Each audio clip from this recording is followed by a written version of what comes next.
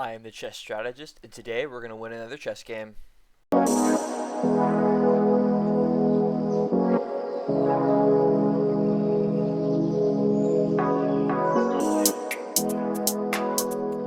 Hello everybody and welcome back to another video. Today we are going to be playing a 10+5 rapid game. And I'd just like to say a quick thing before we start the game.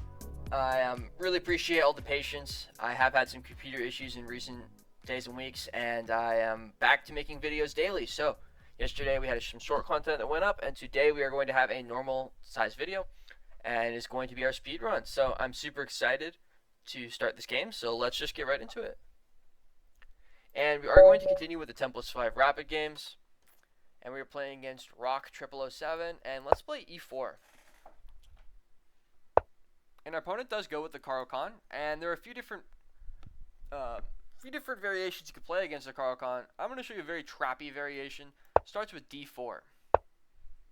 And yep, our opponent continues with the typical Caro-Kann move, d5. We are going to go for the advanced Caro-Kann. And our opponent plays bishop to f5 very quickly, and we're going to go for the Tal variation of the Caro-Kann, which is h4. And our opponent plays c5 very quickly.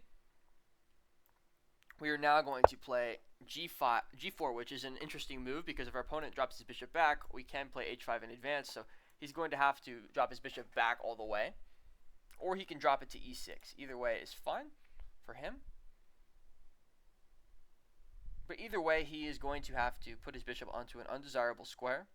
Notice if he plays bishop e4, we can just play f3.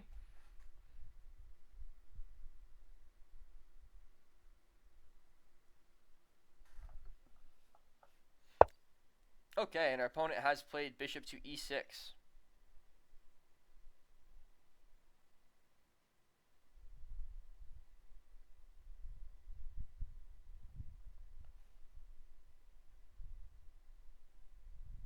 And there's a lot of really aggressive moves we can make in this position. I'm really liking the idea of taking and then playing f4.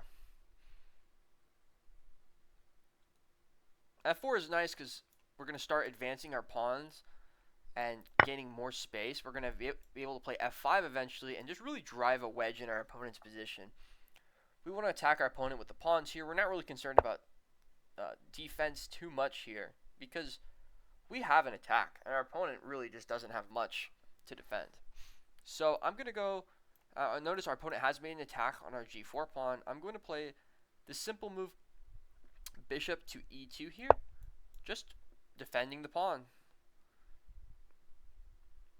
And then we're going to go with f4 and f5, which is going to gain a tempo on the bishop.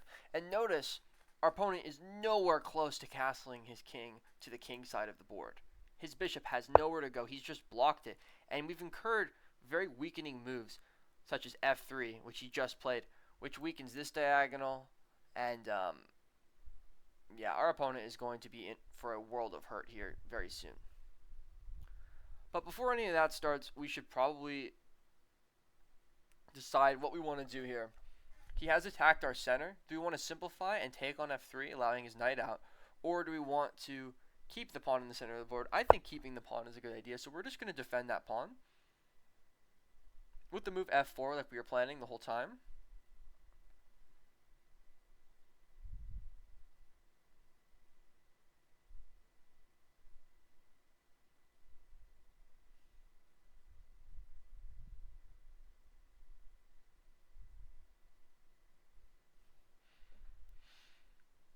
Notice we are up a pawn. We can gambit a pawn in this kind of position.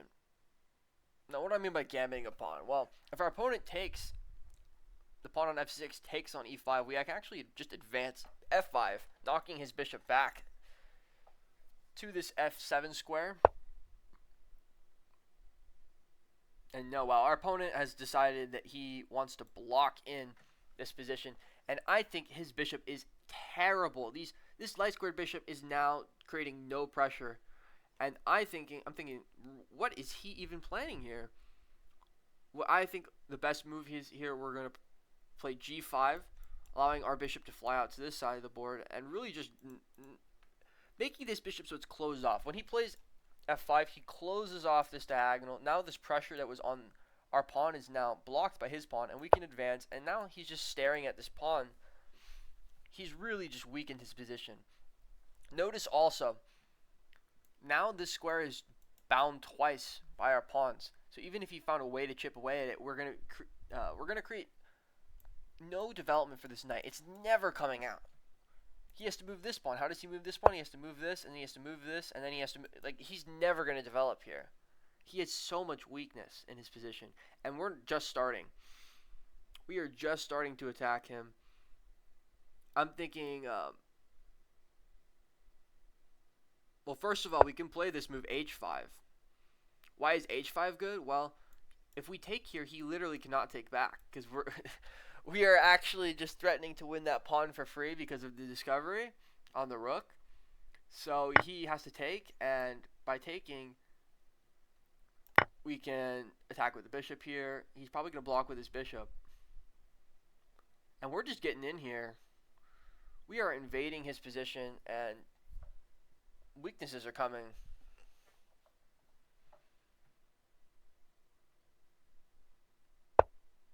Okay, and his king does step over, which I feel is a pretty mature move. Just saying, hey, I need to get my king out of the line of fire. I don't want my king to be a target. But notice he does have to move this bishop eventually for his dark throw bishop to ever get out, and his knight. So this bishop probably would have been better traded off. But now he's going to have to reckon with just playing the game with this piece kind of in the way. It's kind of sitting on his position. He needs this bishop on any other square. He needs a pawn on e6, not a bishop. And I'm seeing now we can just play simple development moves and get a very strong position. Starting with this move, bishop e3, preventing this pawn from advancing.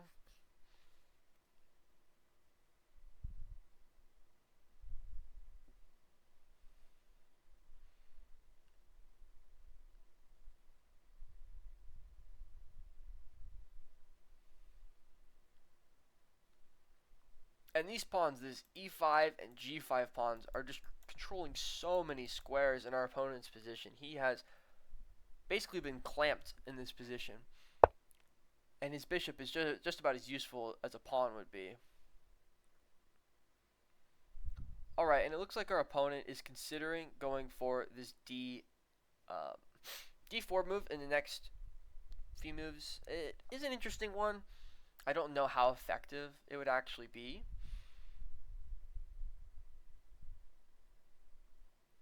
But I am noticing that our light squared bishop is not really that effective on the square that it's on. It's really just not that great. We could bring it back here. And we can also plan to play this move g6 at any point, advancing the pawn, which cannot be taken again because of the pin, and threatening to win this h7 pawn.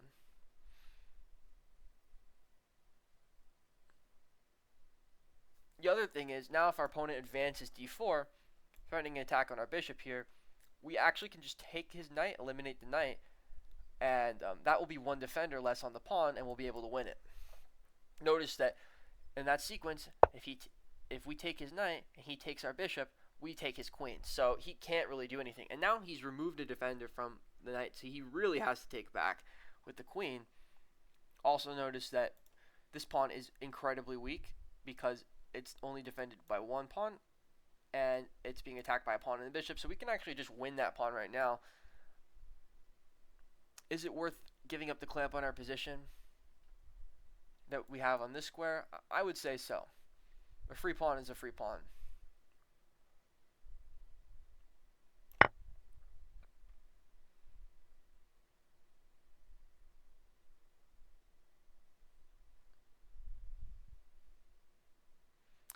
And I just want you guys to notice how devastating this position really is. Our opponent is really struggling to keep the balance going here. And now I'm even seeing that he's plundered the pawn in the center of the board by moving his queen. We're going to win this pawn with tempo if we take here with the bishop. And I'm seeing I'm seeing really no defense for our opponent here. His king is going to be in the line of fire very soon. His pieces are weak. His pawns are weak. And yeah, he's threatening this queen trade now, which I don't even think is really a threat. It's more of a nicety. Here, what I'm going to do is do something that I like to call trading on my own terms. Now, one thing we could do here is move our queen and just take. We could take his queen, force his king to come out, and that would be fine. We'd still be winning. But one thing I like to do is take on my own terms. Now, I'm noticing that if we allow him to take, first of all, this queen is pinned, so his queen can't go anywhere. Our queen is undefended, so if we're not going to take, we should probably defend it. We're going to develop this knight to c3, and then if he takes, we can take with the knight, defending this pawn. And it's also just going to be a great knight in the center of the board, and our king is going to be ready to castle. So we're developing, and we're allowing our opponent to we're allowing them an option. Hey, would you like to trade queens? You don't have to if you don't want to. But in doing so, we are really just hammering it home, letting our opponent know, hey, we're going to win if if you try to do this. And notice here, this queen is pinned, so it actually cannot take this pawn. So this pawn is now hanging. We can take it. If he takes like this, we can take. Again, he cannot take like this because there is an attack on the king. He can take this pawn, but again, if he leaves the back rank, we can promote. And yeah, I think our opponent's really losing the plot here. He's just giving us a knight. And he may be thinking, oh, I can take, but no.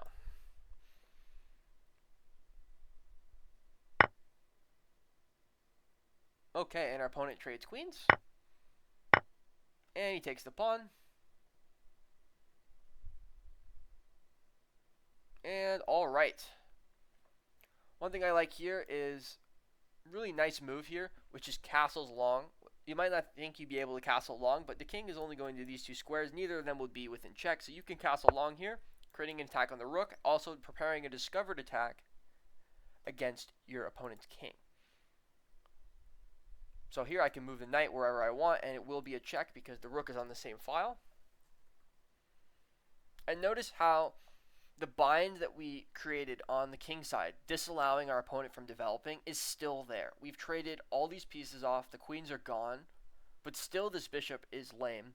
Can't develop anywhere. This knight cannot develop anywhere, and this rook, the saddest piece of all, cannot move at all and is bound to this h7 pawn. It is the only thing defending this h7 pawn.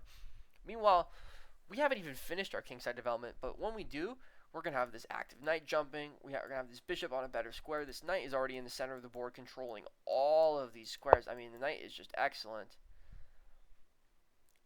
And yeah, our opponent is just having, I mean, every issue you can think of defending this position. And, yeah, here he just gives us a rook. Doesn't notice the attack on our rook, or on his rook, and he does resign the game. So yeah, this was the Caro-Kann Tal Variation. The Tal Variation is a very interesting one for a few reasons. Mainly because it was named after this famous world champion, Mikhail Tal. And he was Latvian. He was a very, very aggressive player. This guy attacked you every single time he played chess. He didn't want to defend. He didn't want to play very positionally. He wanted to attack you.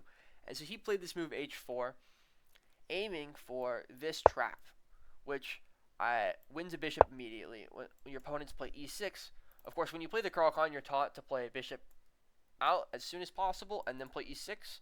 So if you just do those moves blindly in the Caro-Kann Tal, then you're going to get your bishop trapped. Of course, if your bishop goes here, it's trapped. If it goes here, it's going to get f3, and your bishop is getting trapped here. You have to give it up for a pawn. So you're completely winning it if your opponent falls into this trap. Now, our opponent played a different move. Bishop to c5. Bishop c5. They played regular c5, which is a decent move, but it is one that can be attacked. And we did play g4 here, just as you do in the regular Caro-Kann Tal. But our opponent's mistake here was e6, or bishop to e6. And we saw why. The main reason why is this bishop and this knight never got to develop, and our opponent was never able to castle to the king side because of the placement of this bishop. If he had done what the engine suggested and played bishop d7, he would be able to play e6, and maybe win back the pawn that we won. And it would have been something like this, which is a lot more standard in position. Yes, this bishop is lame, um, but he's going to be able to castle, and he's going to be able to play the game. But what he got was something that was a lot more difficult to play, and he wasn't able to reckon with what we had. Now, I feel like this move is a kind of a waste of a tempo. Knight c6 should be played here basically every time to force us to defend the pawn. But he plays queen. We move our bishop. He attacks it with f3, which isn't too bad of a move in this position. There's not a way we can exploit the diagonal, but we go for the best move, f4. Opponent plays f5, which I think is terrible, and we play the best move again, g5. And this is where the opponent really just lost the ball. This is where the position got very nasty, and that's because these pawns are controlling so many squares. There's not really much for our opponent to do. So he plays that, and we break with h5, noticing that our opponent doesn't have very many responses. We get a lot of activity, and our opponent has been forced to move his king. This position is falling apart already. We just develop. We drop our bishop back. He could have gone for d4, but he decides to give us a pawn. We win the pawn. And here we're just winning pawns and pieces, and it's very simple here. We simplify, and we found this really nice move, long castles, which attacks the rook, prepares a discovered attack. Our opponent only saw one of the threats. He saw the first threat of the discovered attack against the king. He didn't really see the attack on the rook, so he just moves his king over out of the discovered attack. But once we win the rook, yeah, this position is completely winning. Not only are we up tons of material here, but our pieces are active and placed well in the center of the board, and his pieces are being restricted by these two pawns so heavily that path to development is really bad. I mean, he needs to play e6 at some point here.